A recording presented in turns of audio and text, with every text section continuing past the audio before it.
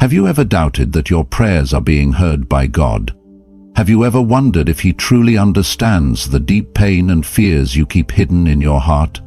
Then today's story is exactly what you need, because it will radically change how you view God and the world around you. A mother was forced to watch her daughter die right before her eyes. She prayed to God with all her heart, and then a miracle occurred. But even more terrifying, the little girl returned with a terrifying message from the other side. So what is that message? What does God want from us? Stay tuned until the end to hear the direct message from God. And make sure you share your name and city in the comments, so we can stand together in prayer for you. If this story stirs something within you, please hit super thanks to support this mission. No matter how much you give, God will multiply it back to you 100-fold.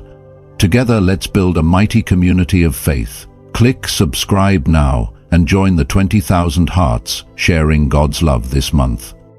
Now, let's listen to the incredible testimony of this little girl. My name is Stacy Matthews. First of all, what I am doing now is fulfilling a promise I made to God. I promised God that if He brought my daughter back, I would share her story with the world. I want to thank Eternal Bible Stories for making it easier for me to do this. Until now, I never believed this could happen to my daughter. I am not a preacher or a prophet. I am simply a mother with a 13-year-old daughter named Nadia, who passed away in front of hundreds of people at a school play. The doctors said her brain had simply stopped functioning. But 7 minutes later, she came back to life, and what she said next shocked our entire family. Nadia had met Jesus. She was taken through the veil and came back with a message that terrified her and left me stunned. I had no idea that heaven was waiting when I was preparing lunch for her. That morning started like any other. The sunlight was streaming through the kitchen window, making the dust particles sparkle in the air.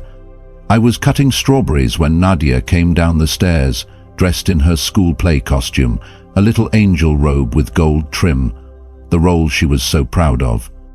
"Mom, do you think I look like an angel, Mummy?" she teased, spinning around. I smiled, not knowing that those words would turn out to be prophetic. I drove her to school. We sang in the car. She asked me if angels had names. I answered, of course they do. That was just our last ordinary conversation. She had no idea she was walking into death, dressed as an angel. The school theater was immersed in a lively atmosphere, with warm yellow stage lights shining down on the rows of parents filling the seats. I sat in the 4th row, my heart brimming with pride as I watched Nadia, my 13-year-old daughter, prepare to step onto the stage. She had been waiting for this moment for months, tirelessly rehearsing for the role of the archangel in the school's Easter play. As the stage lights focused, Nadia stepped forward, her white cloak sparkling with golden trim, her face glowing like a true angel. The light seemed to radiate from her, causing the entire auditorium to fall silent for a moment. I smiled, thinking that nothing could be more beautiful than this moment. The second scene began, and Nadia was in the middle of her lines, her clear voice echoing through the microphone. "Love is an eternal flame, never fading." She stood there confidently, her arms spread wide like wings. But then Nadia paused, her eyes blinking rapidly, looking up at the ceiling of the theater, her mouth slightly open. As a mother, I sensed that something was wrong. Nadia then staggered, her legs trembling. Before anyone could react, she fell backward, her small body crashing to the floor with a sound that echoed like thunder in the quiet auditorium. The audience screamed, tearing apart the silence. I rushed forward, and her homeroom teacher called 911, but I had already seen it. Nadia's eyes wide open, vacant, staring into nothing. That image will haunt me forever. I don't remember how I pushed through the crowd, only knowing that I was in the hospital hallway, my shoes muddy from the frantic run across the school lawn. All I could hear were the alarm bells from the emergency room, the hurried footsteps of nurses, and a doctor's soft whispers. Through the frosted glass, I saw the silhouettes of doctors surrounding Nadia's small body, with breathing tubes, wires and machines beeping regularly, like a relentless rhythm of life slipping away. I pressed my face against the cold hallway wall, the chilly tiles touching my cheek. "Lord, please, don't take her," I whispered, my voice breaking. "Please, don't take my child. I'll do anything." After what felt like an eternity, a doctor stepped out, his mask pulled down, his face tired but serious. He said she had no chance of survival because her heart had stopped for 7 minutes, meaning her brain would have been without oxygen for that time. At that moment, I didn't know what to do, other than cry and pray to God. Then, a scream from the emergency room.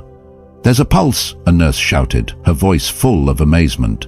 When they finally allowed me in, I saw Nadia lying on the bed, wires still wrapped around her small body, but her chest was moving, slowly, weakly. I rushed to her, holding her cold hand, tears falling onto her little wrist. She opened her eyes, sparkling with a strange light. She shivered and squeezed my hand, and in a weak voice, barely audible, she whispered, "He showed me the edge of time, Mum. It's real. It's all real." I stood there, my heart both shattered and overflowing, not understanding her words but knowing that a miracle had happened. This is how Nadia described it to me later. She said that one moment she was on stage, preparing to say her lines, and the next something pulled her consciousness out of her chest. She didn't remember falling. She told me that as soon as her soul left her body, she didn't feel fear, only a sense of release, like when you take off a tight-fitting garment. I heard everyone scream, "Mum," she said, but the sound was very far away. I saw Dad crying at the desk even though he didn't know what had happened. The doctors were amazed that she could remember anything, but what she described could not be explained by anyone. She said she was floating above her body, seeing the teacher crying, kneeling beside her. She saw her face pale, eyes open, but not seeing anything. Then came the moment that changed everything. Nadia said she felt a vibration, a sound that was not a sound, calling her not with words but with truth. It pulled her towards something she described as a seam in the sky. As she passed through, she was no longer in this world. That's what Nadia said when I asked her what she saw on the other side. She said that as soon as the soul left the boundaries of the body, time began to lose its meaning. She saw colors that had no name, not just seen but felt as light. Each color carried an emotion, each shape carried music, but there were no entities in the way we understand them.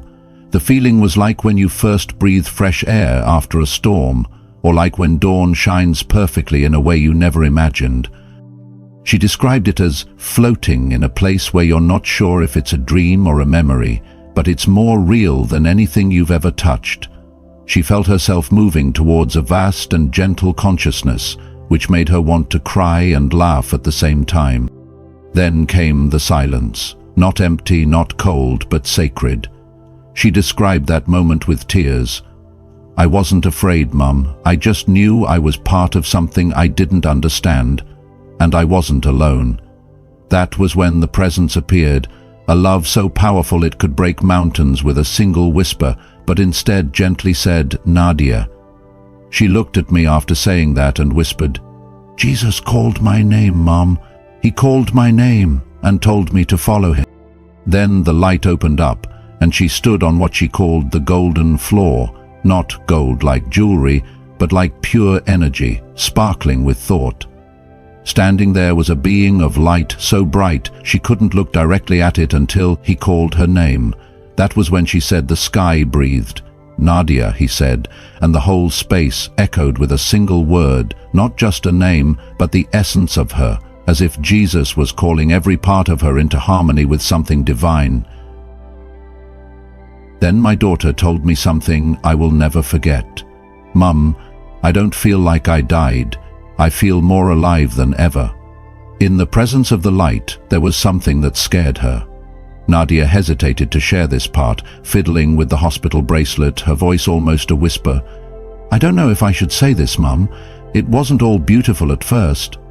She said that before meeting Jesus, before the golden light, she passed through what she called the still darkness. Not hell, not evil, but emptiness, without sound. What chilled me was that she heard the crying not with her ears, but with her soul. It was the crying of children, not out of sadness, but out of confusion. They didn't know where they were. She said they weren't bad. They were forgotten, children who weren't prayed for. She spoke as though given vocabulary from another realm. Then she became frantic, even in her spirit. I wasn't sure if I would be stuck there forever, she whispered.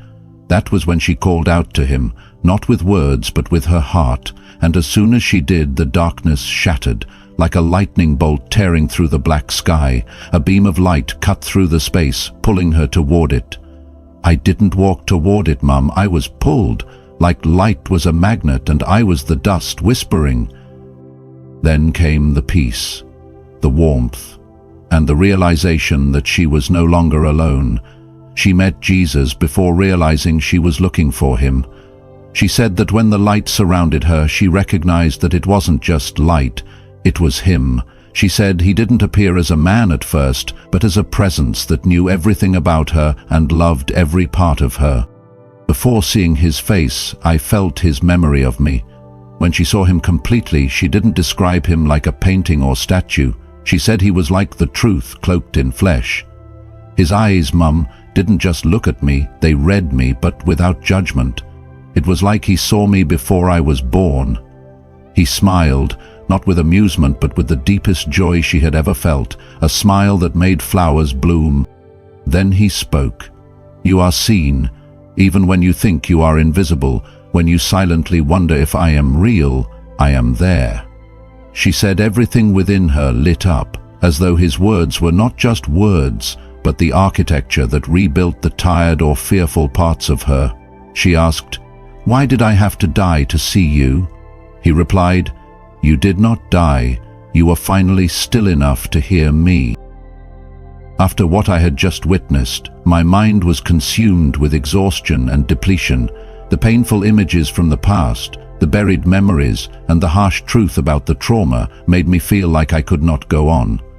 In my despair, I longed for a greater answer, a release from the cycle of suffering. Suddenly, the space around me changed.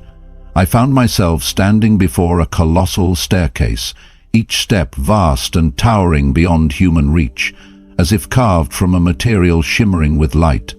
There were no walls, no boundaries, just endless steps leading up to a place I could not see the end of. I began to walk, each step filled with both curiosity and fear. The space was eerily silent, yet filled with a warm energy, as if the very universe itself was whispering words of reassurance. I did not know where I was going, but the feeling within me pushed me to continue, unable to stop. When I placed my foot on the last step, I stood before a giant mirror, so large that it seemed immeasurable, as if it covered an entire planet. The mirror did not reflect images in the usual way, but radiated a brilliant, deep light full of vitality. The energy from it filled the space, powerful enough for me to feel small before its grandeur. The moment I touched the light from the mirror, my body seemed to dissolve. A wave of intense emotions engulfed me. Unconditional love, absolute peace, and a sense of freedom unlike anything I had ever known. All the best feelings that a human could imagine blended together, surging at once, leaving me speechless. In my overwhelming state, I realized that the mirror was not just an object, but the embodiment of a divine entity, a source of energy enveloping all life. It had no specific shape, yet I felt the presence of infinite love, as though I was standing before the very origin of the universe. Through the mirror, I was led into a vision where my life unfolded clearly, but not just mine. I saw the lives of millions of people, invisible threads connecting all destinies. My trauma was no longer a solitary story. It was tied to the wounds of my mother, my grandmother, and even further, to all of humanity. Each pain, each joy, each moment was intertwined, creating an endless stream of human experience. From that divine source, a message echoed in my mind, not through words, but through clear thoughts. My soul, before stepping into this life, had chosen this challenging path, not to suffer, but to learn, grow, and heal. I was stunned by this thought, unable to believe that I had willingly chosen the suffering I had once wanted to escape. But the source of energy explained that my soul was far greater than the limited human experience. Each challenge was a lesson, each pain an opportunity to explore the hidden strength within. The message continued to resonate.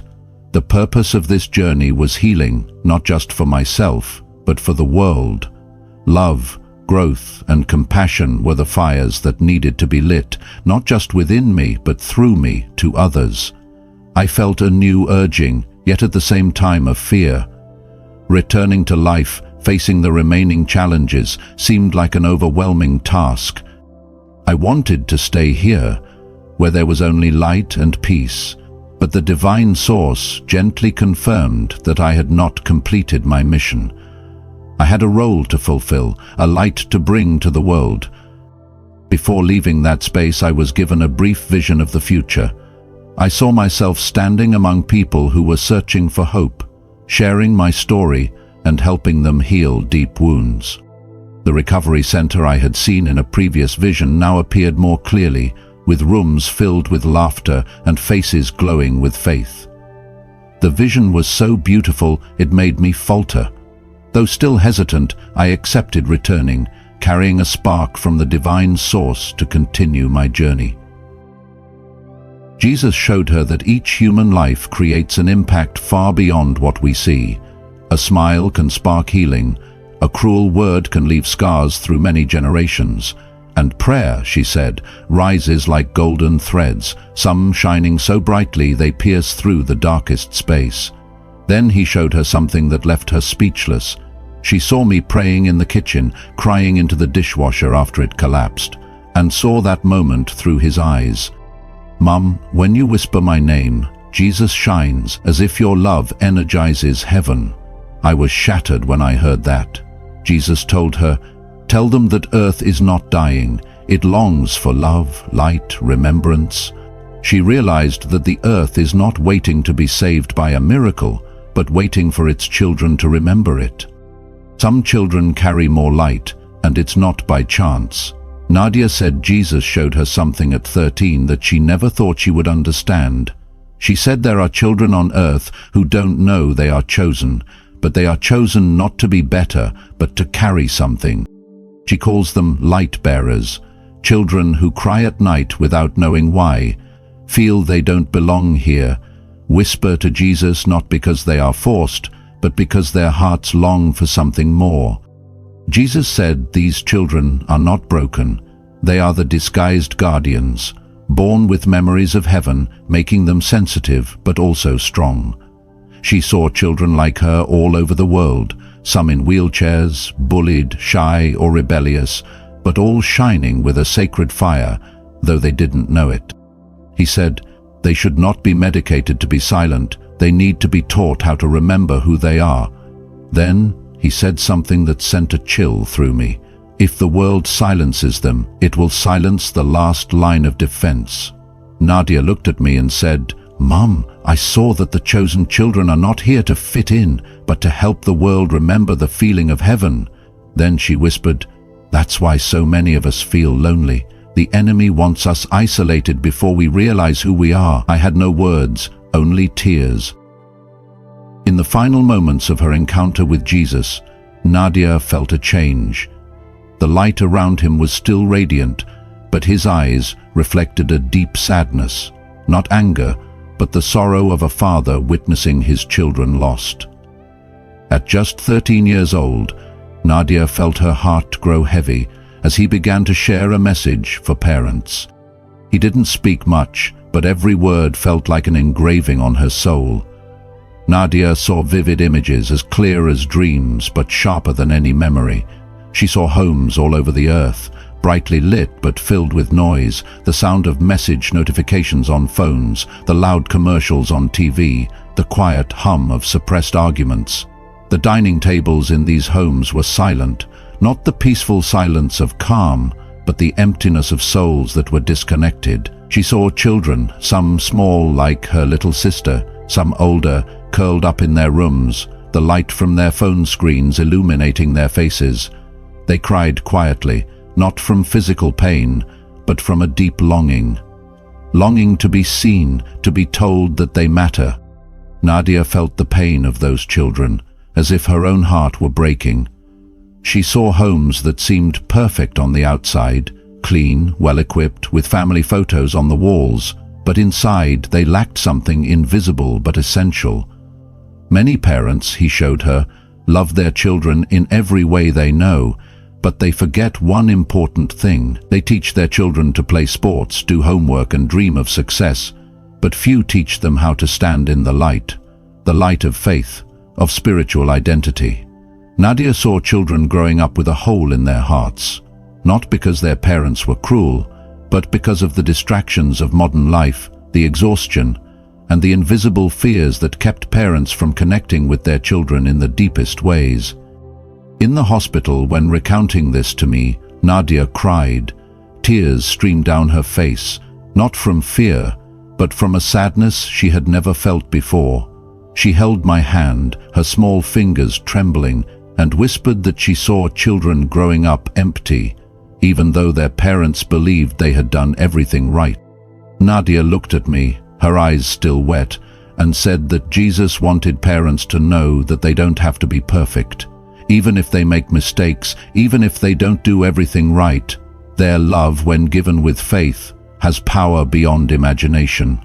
It's like a small flame, enough to light up a world that is drowning in darkness. I sat there, in the hospital room filled with the beeping of machines, and felt a great responsibility weighing on my shoulders. Nadia, the girl who once sang in the car and wrote about eternal love, now carried a message beyond her years. I hugged her, tears falling onto her hair, and promised that I would share this not just for Nadia, but for the children crying quietly in the dark, and for the parents searching for ways to rekindle the light in their children. The girl heard the cry, but not from where you might expect. Nadia hesitated to tell this part. Her voice grew quiet, and her hands trembled slightly. "Mom, this part is hard to talk about. I don't want to remember it." She said that after Jesus showed her the earth and the chosen children, there was a profound moment of silence. Then he took her hand and said, "Now you must see what happens when light is ignored." They moved to a realm that she called halfway, not hell, but a place where souls are crying out to be seen. "I hear the scream," she whispered, "but it's not from those who are punished. It's from those who never believed they were important. Their cry is not angry, but empty." She said it as if their souls were groaning in regret for never being told they were loved. She saw those who had spent their lives chasing after money, image, recognition, and now they were in a place where nothing followed them. There was only silence and the sound of unspoken prayers. "Jesus cried, Mum," she said. "He wasn't angry with them, he was heartbroken." She asked, "Can they get out?" He gently said, "Love never forgets. As long as one person prays for them, hope still remains." She said, "This place was why prayer is more important than anything else. Some people only cling to the fragile thread of faith from others," she said. "I will never forget those words." Nadia began with a statement that shocked me. Time is not what we think it is. She shared that after the scream from the in-between place faded away and Jesus brought peace, he led her to a vision that left her mind in turmoil. It was something she called the Wheel of Life, a miraculous structure that did not spin in a circle like a typical wheel, but instead curved through layered spirals, as if different dimensions of time were interwoven and merged. In that vision, Nadia realized that the past, present, and future are not continuous straight lines, but mere slices of a greater reality. She saw her life appear as strands of light, each vibrating with every moment she had lived. What took my breath away was that she could also see possible futures, like branches intertwining, with each branch depending on a choice made. When Nadia asked Jesus which future was the real one, he smiled, his gaze gentle yet profound, as if containing all of eternity. He said that the future is not a fixed path, but something shaped by the heart placed in faith.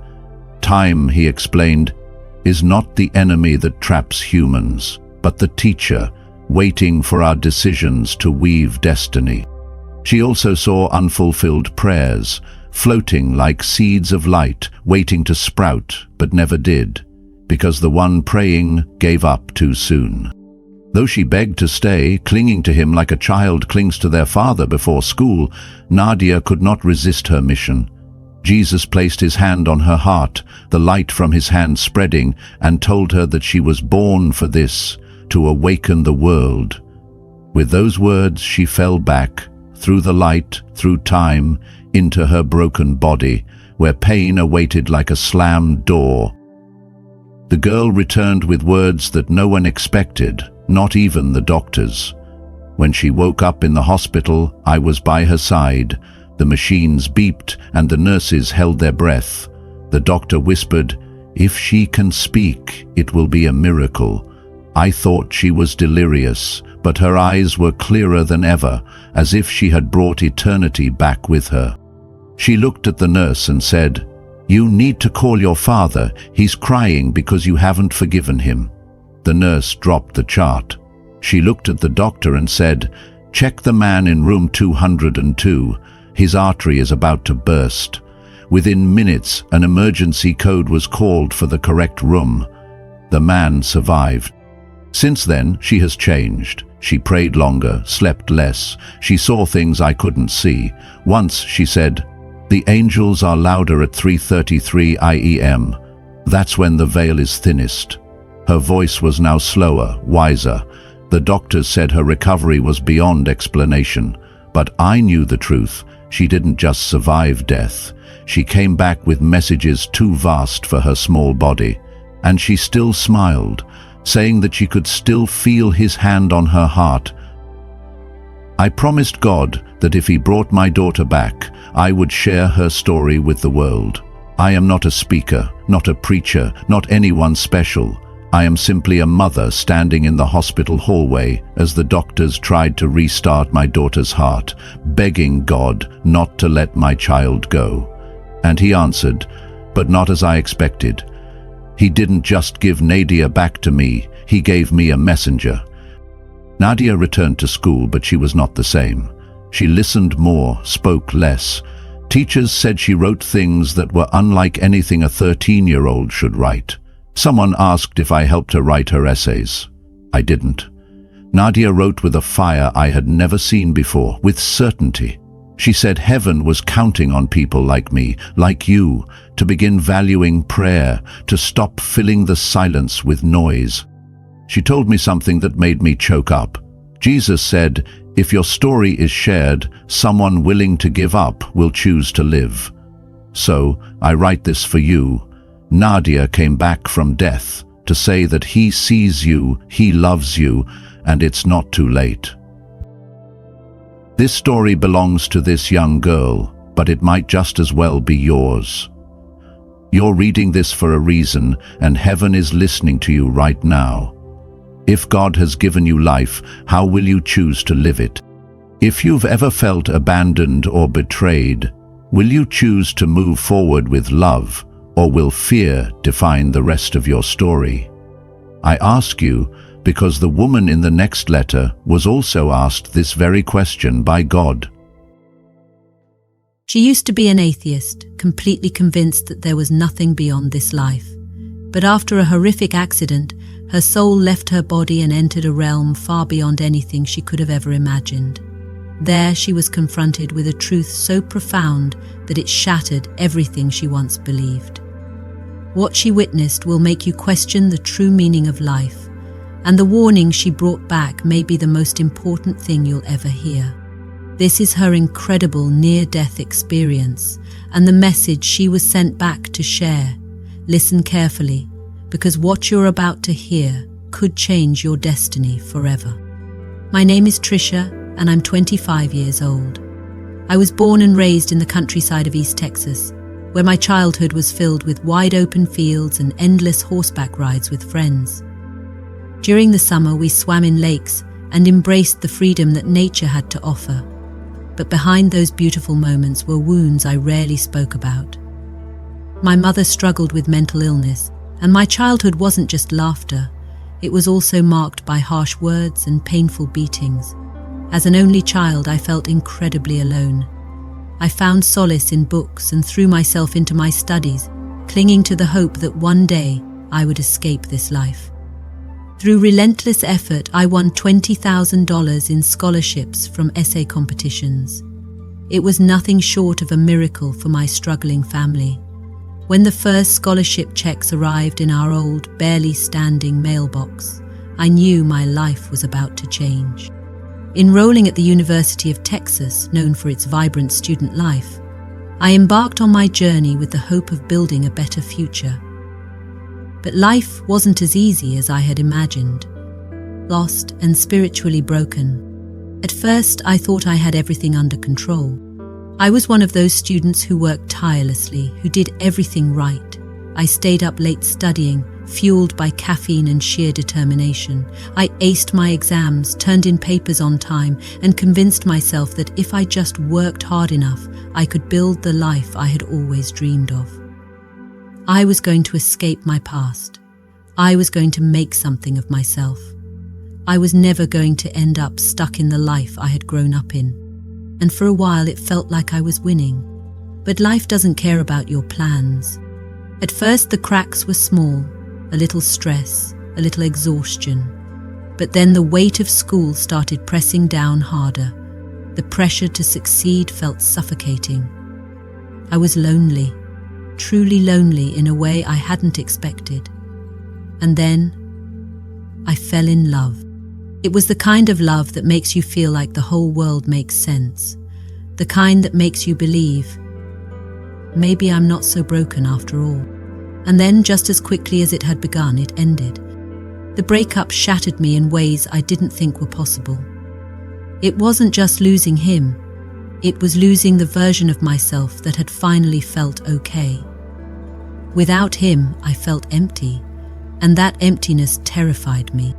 That's when I started slipping. At first, I told myself it was just a phase, a drink here and there, something to help me relax, to stop my mind from racing. But soon one drink turned into two, and two turned into a habit. And when alcohol wasn't enough to quiet the thoughts in my head, I turned to something stronger.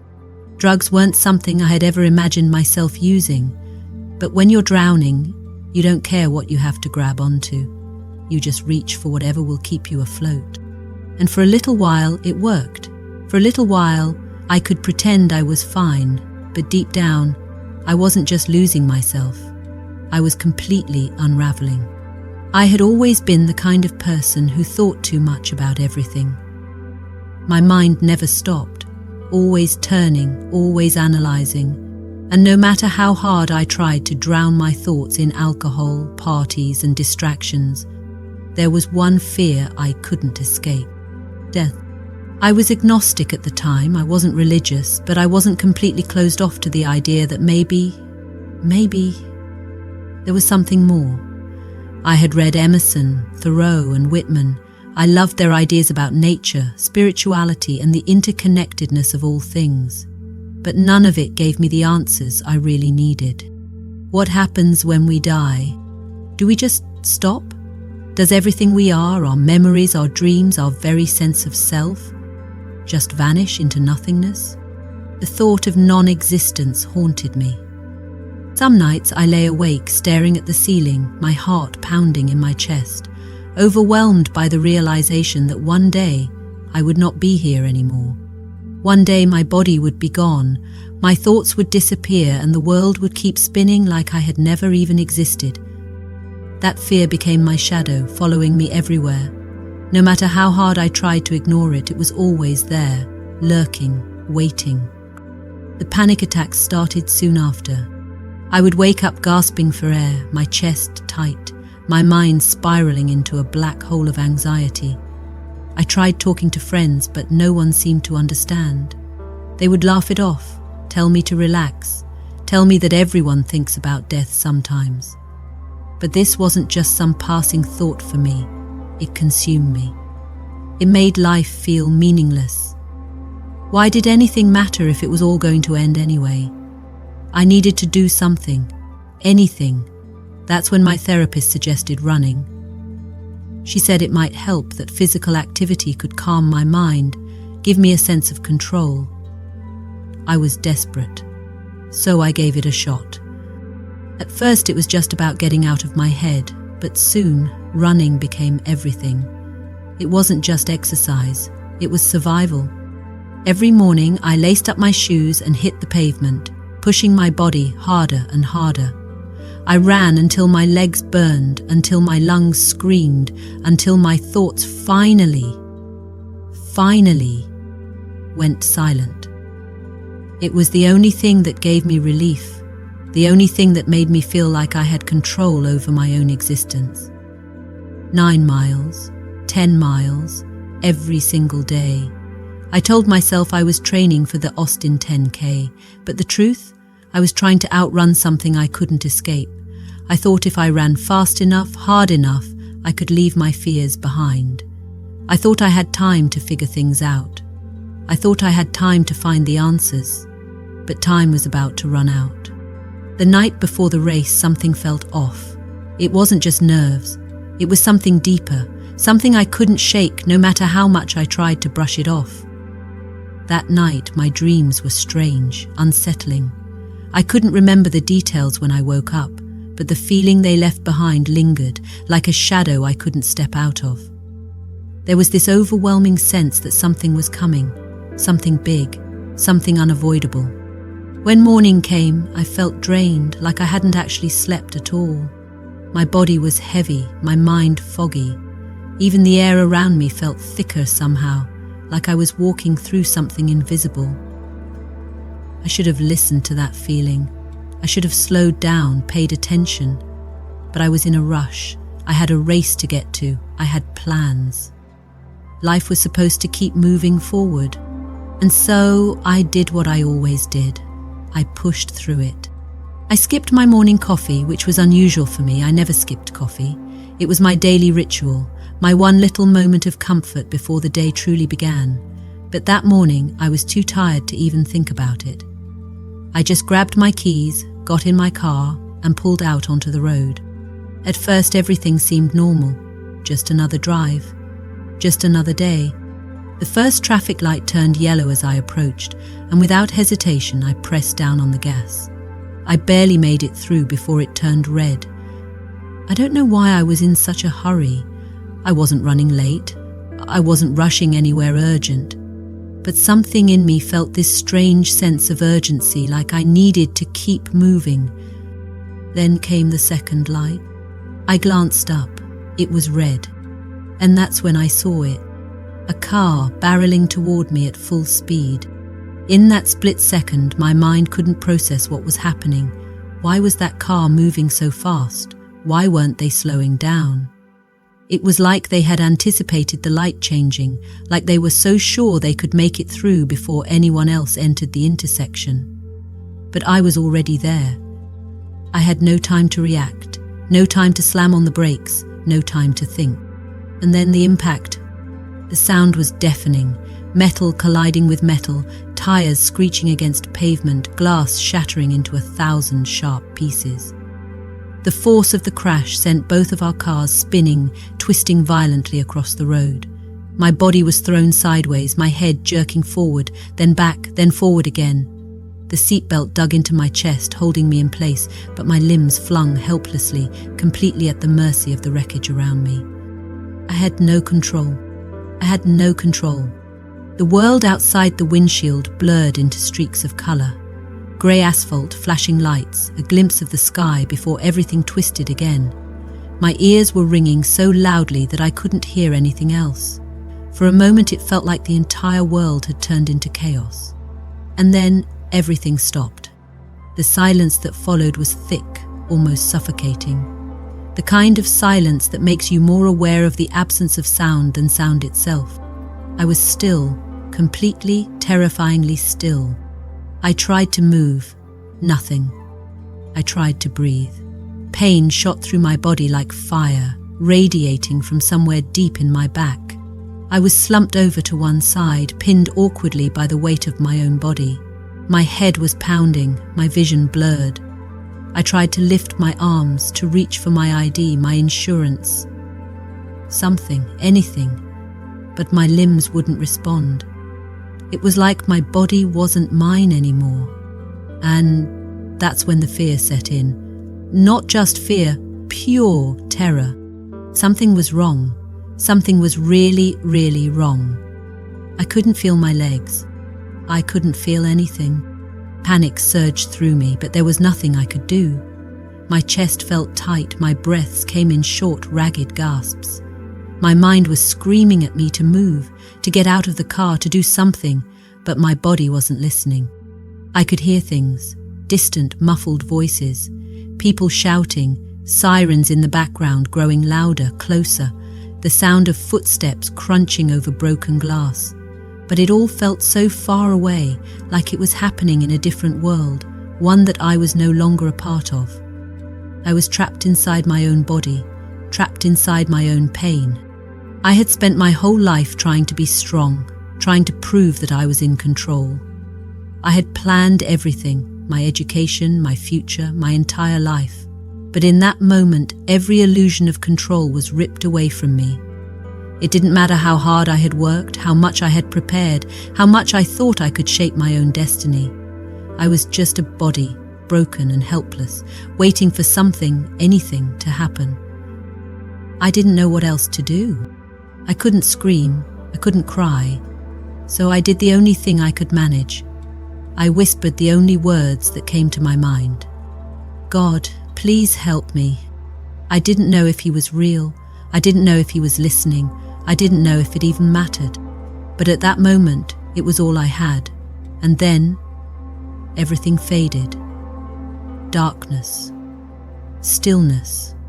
Silence. The moment my soul left my body, everything changed. 1 second, I was trapped. Trapped in pain. Trapped in a body that no longer responded. Trapped in a reality where everything was spinning out of control. The next second, I was weightless, effortless, completely free. I found myself floating above the operating table, watching everything unfold below me. At first it didn't make sense.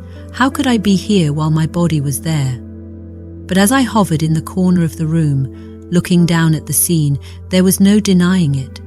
I had left my body, yet I still was. I still had thoughts.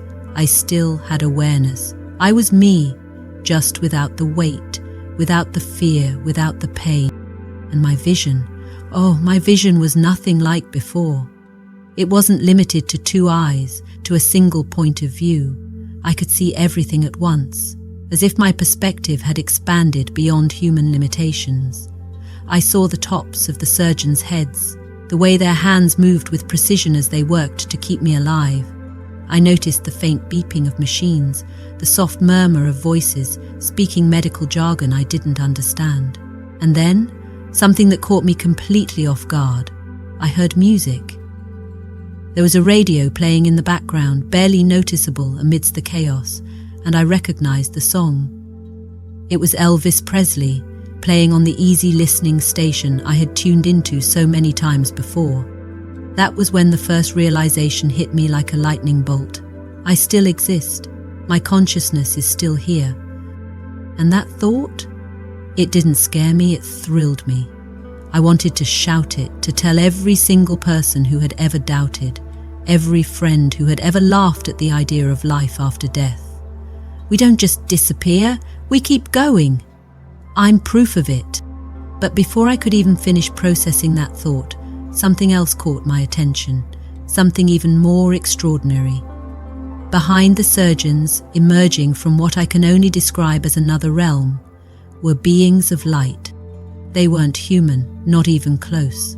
They were towering at least 9 feet tall and radiated pure, pulsating energy. Their presence wasn't just something I saw, it was something I felt. They exuded a peace so profound, so all-encompassing, that I knew, without a doubt, that they were good. That they were beyond good. They didn't have wings, didn't wear flowing robes like the angels in paintings, but somehow I knew that's what they were, or at least that's what we might call them. Beings of pure light, messengers of something far greater than anything I had ever imagined. And then something even more astonishing happened. They spoke, but not with words. No mouths moved, no voices echoed through the room, yet their message was as clear as if it had been whispered directly into my mind. Their communication wasn't just something I heard, it was something I understood, deep in my soul. They told me they were there to help, that they were channeling healing energy through the surgeons, guiding their hands, using them as instruments to repair my broken body. The surgeons had no idea, of course. To them, they were simply performing a procedure, relying on their years of medical training. But in reality, something far greater was at work. And then one of the light beings laughed, not in a mocking way, not in a way that felt cruel or detached. It was warm, knowing, like a teacher watching a student finally grasp an important lesson, like they had been waiting for me to recognize what had been happening all along. "Watch this," one of them said. And in that instant, a surge of light and energy burst from them, flowing directly through the surgeon's hands. I watched, completely stunned, as that energy traveled into my body, lighting up my spine like a burning filament in a light bulb. It was beautiful, breathtaking. I could feel it, even though I wasn't inside my body. I could feel the energy pouring in, repairing what had been broken. It wasn't just healing my body, it was healing me. I wanted to stay there forever. I wanted to keep watching, to keep feeling the incredible warmth of that light. I had never felt so at peace, so whole. For the first time in my life, I wasn't worried. I wasn't afraid. I wasn't hurting. And then, everything changed. The beeping of the heart monitor, the steady rhythm that had been filling the room, suddenly stopped. A single, piercing sound cut through the silence. A long, uninterrupted flatline. I turned my attention back to my body. I saw the screen, the straight, unbroken line stretching across it. I saw the sudden tension in the room as the surgeons realized what had happened.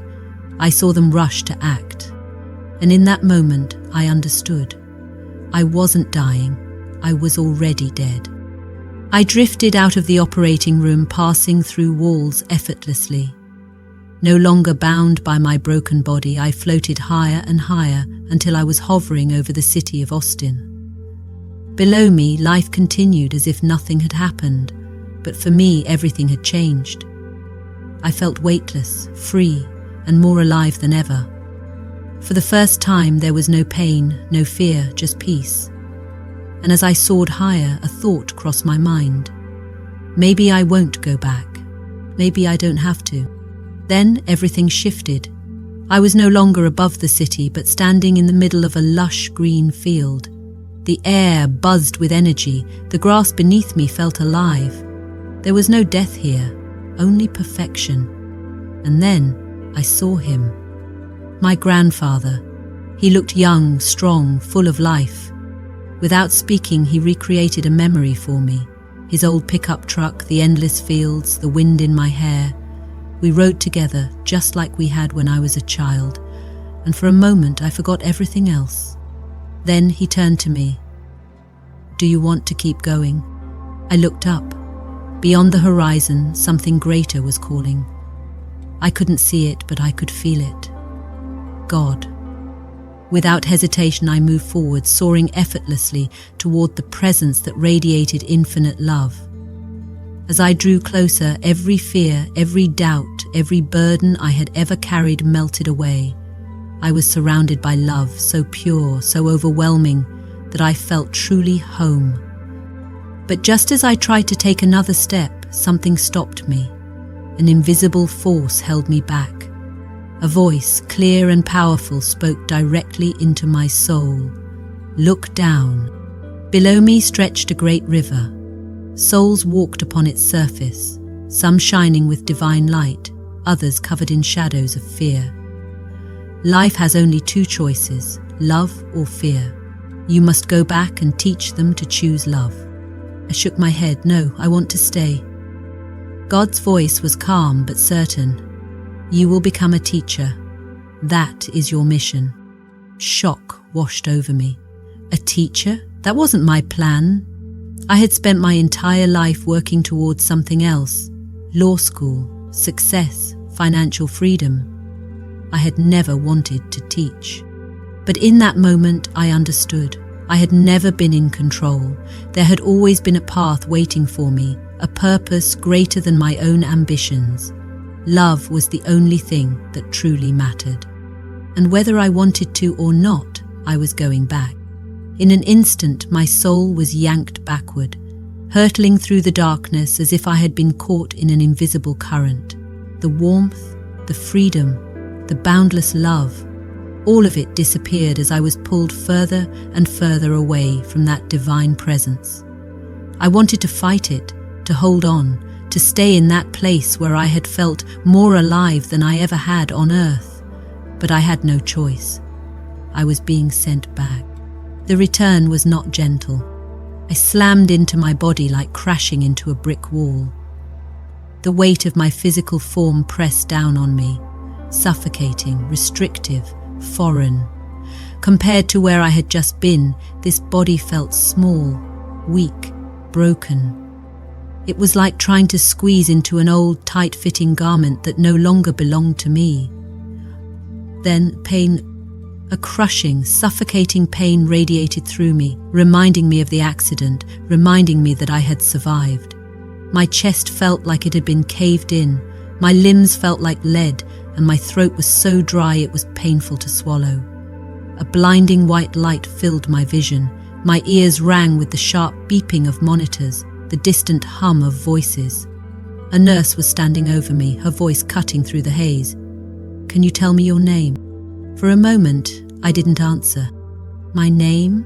Who was I now?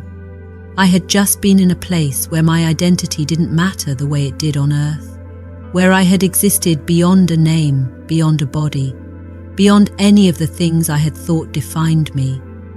But here I was, back in this hospital bed, forced into a life that suddenly felt so much smaller than before. I swallowed hard, forcing out the words. "Trisha." The nurse nodded, satisfied that I was coherent. But I wasn't. I was far from okay. I had just died. I had just seen heaven. And now I was supposed to go back to my old life, my old routines, as if nothing had happened. It didn't seem possible. For the next 3 days, I remained in the ICU, trapped between two worlds. My body was weak, but my mind was sharper than ever. I could still feel where I had been, as if it was just behind a thin veil, barely out of reach. I could sense energy in a way I never had before. I noticed how every nurse and doctor carried different emotions. Some were compassionate, some exhausted, some numb from years of seeing too much suffering. Their words didn't matter as much as their presence, their spirit. It was like I had gained an entirely new way of seeing people. Everything felt different now. When I was finally released from intensive care, I stepped out of the hospital feeling like I was walking into a world I no longer belonged to. The air felt thicker, heavier, almost overwhelming. The sunlight was too bright. The colors around me were muted compared to the divine radiance I had seen on the other side. And yet, despite feeling out of place, I knew why I was here. I had been given a second chance. But it wasn't just for me. I hadn't been sent back to simply continue life where I had left off, to return to my old ambitions, my old struggles, my old fears. No, I had been sent back with a purpose. I had been shown something extraordinary, something beyond human comprehension, and now it was my responsibility to share it. The realization hit me like a wave. The accident, my near-death experience, my return, it was not random. It was not just a lucky break. It was intentional. It was a calling. But was I ready for it? I had spent my entire life focused on my personal success. escaping my past, proving myself, chasing financial security. I had worked tirelessly to make something of myself, to leave behind the struggle of my childhood. And yet the mission I had been given had nothing to do with my plans. God had called me to something entirely different, something I had never once considered. I was to be a teacher, not a lawyer, not a powerful professional making 6 figures. A teacher. I wrestled with it at first. It didn't fit the vision I had for my life. Teaching had never been my dream. But deep inside I knew this was not a mistake. This was not something I could ignore. I had seen the truth, and the truth had changed me. I wasn't the same Trisha who had been in that accident. That version of me had died. The person who had returned had a mission. During my 9 months of recovery, I wrote down every detail of my experience, every vision, every message, every moment with the angels, so I would never forget. I didn't want the memories to fade, didn't want the weight of daily life to erase the profound truths I had seen. At night, I would read over my notes, reliving those moments, trying to hold on to them as tightly as I could. At the same time, I started devouring spiritual books, searching for answers. I read about near-death experiences, ancient teachings, and different perspectives on the soul's journey. The more I learned, the more I understood. This life is just one part of something much bigger. We aren't just bodies moving through the motions of everyday existence. We are souls on a journey, learning, growing, preparing for something far greater. As my body healed, I slowly started walking again. At first, even a few steps felt impossible, but I pushed forward, determined to reclaim my strength. Each morning I stepped outside, moving cautiously through the quiet streets of my neighborhood. The elderly neighbors, who also took their morning walks, started to notice me. At first, they just nodded in encouragement, but over time they became more than strangers passing by. They became my cheerleaders. They had seen me at my weakest, first in a wheelchair, then struggling with crutches, and finally taking those first wobbly steps on my own. And every time I made progress, they clapped, smiled, and called out words of encouragement. "You're getting stronger. You'll be running again in no time. We're so proud of you." Their kindness moved me. These people had no reason to care, and yet they did.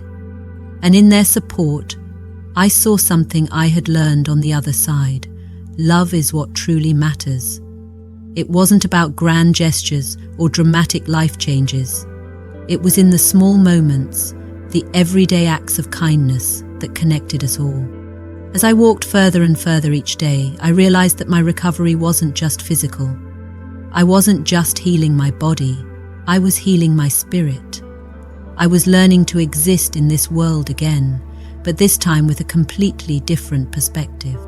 By the time I was fully recovered, I knew what I had to do. I returned to school determined to finish my degree. But unlike before, I wasn't chasing law school, wealth, or personal success.